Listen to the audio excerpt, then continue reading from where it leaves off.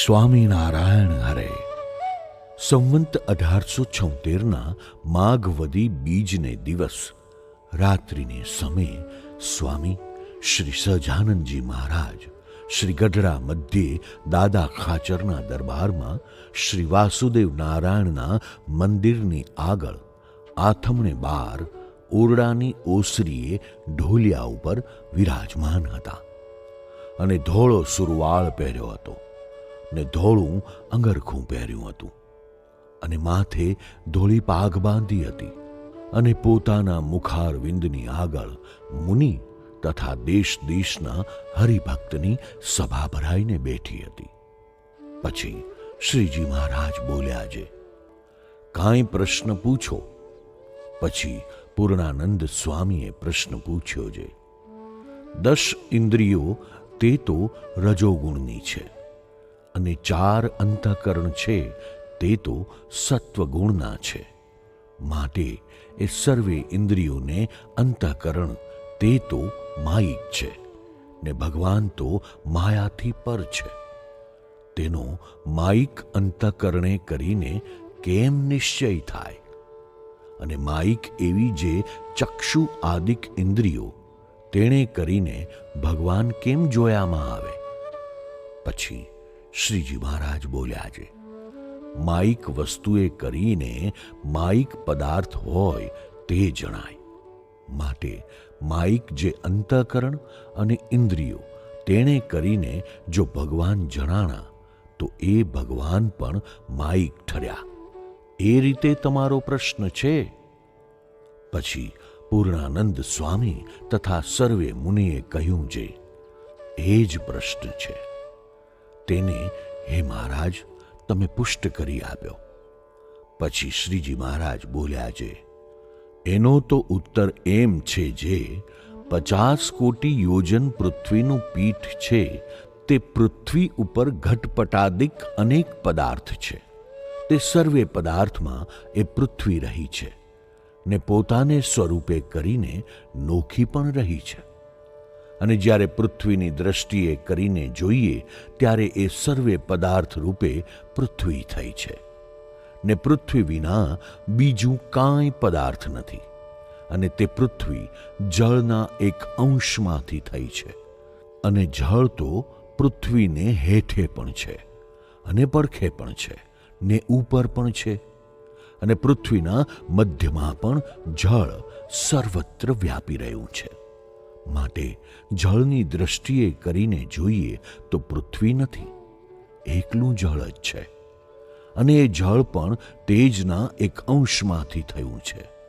માટે તેજની દ્રષ્ટિએ કરીને જોઈએ તો જળ નથી, એકલું તેજ જ છે. અને તે તેજ પણ વાયુના એક અંશમાંથી થયું છે. માટે વાયુની દ્રષ્ટિએ કરીને જોઈએ તો તેજ નથી, એકલો વાયુ જ છે. અને તે વાયુ પણ આકાશના એક અંશમાંથી થયો છે. માટે જો આકાશની દ્રષ્ટિએ કરીને જોઈએ તો વાયુ આદિક જે 4 ભૂત ને તેનું કાર્ય જે પિંડને બ્રહ્માંડ તે કાંઈ ભાસે જ નહીં, એકલો આકાશ જ સર્વત્ર ભાસે. અને એ આકાશ પણ તામસાહંકારના એક અંશમાંથી ઉત્પન્ન થયો છે. અને તે તામસાહંકાર, રાજસાહંકાર, સાત્વિકાહંકાર અને ભૂત, ઇન્દ્રિયો, અંતઃકરણ અને દેવતા એ સર્વે મહતત્વના એક અંશમાંથી ઉત્પન્ન થયા છે. માટે મહતત્વની દ્રષ્ટિએ જોઈએ તો 3 પ્રકારનો અહંકાર તથા ભૂત, ઇન્દ્રિયો, અંતઃકરણ, દેવતા એ સર્વે નથી, એકલું મહતત્વ જ છે. અને તે મહતત્વ પણ પ્રધાન પ્રકૃતિના એક અંશમાંથી ઉત્પન્ન થયું છે. માટે એક પ્રકૃતિની દ્રષ્ટિએ જોઈએ તો મહતત્વ નથી, એકલી એ પ્રકૃતિ જ છે.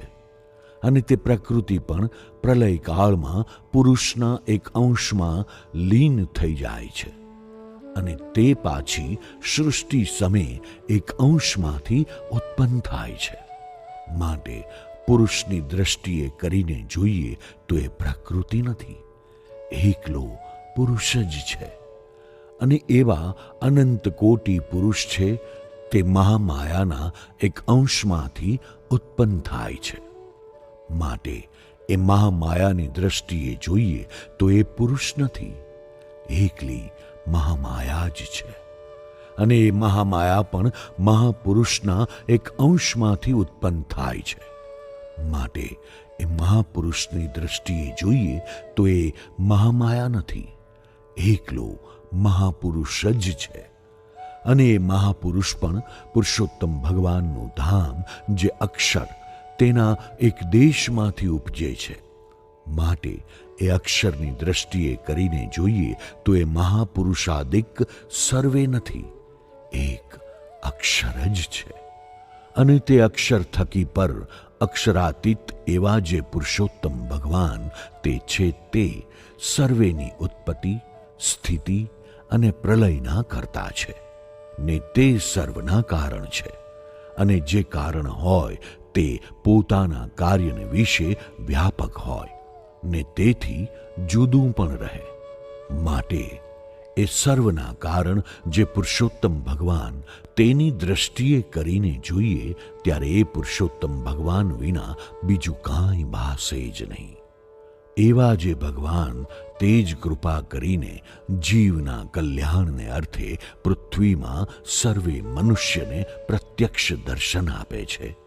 ત્યારે જે જીવ સંતનો સમાગમ કરીને એ પુરુષોત્તમ ભગવાનનો આવો મહિમા સમજે છે, ત્યારે એના ઇન્દ્રિયો, અંતઃકરણ સર્વે પુરુષોત્તમ રૂપ થઈ જાય છે.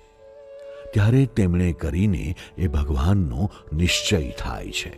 જેમ હીરે કરીને જ હીરો વેંધાય છે, પણ બીજા વતે નથી વેંધાતો, તેમ ભગવાનનો નિશ્ચય તે ભગવાન વતે જ થાય છે. અને ભગવાનનું દર્શન પણ ભગવાન વતે જ થાય છે. પણ માયિક એવા જે ઇન્દ્રિયો, અંતઃકરણ તેણે કરીને નથી થતું. એમ વાર્તા કરીને શ્રીજી મહારાજ જય સચ્ચિદાનંદ કહીને પોતાને ઉતારે પધાર્યા. ઇતિ વચનામૃતમ. એવી રીતે ગઢડા પ્રથમ પ્રકરણનું 51મું વચનામૃત થયું.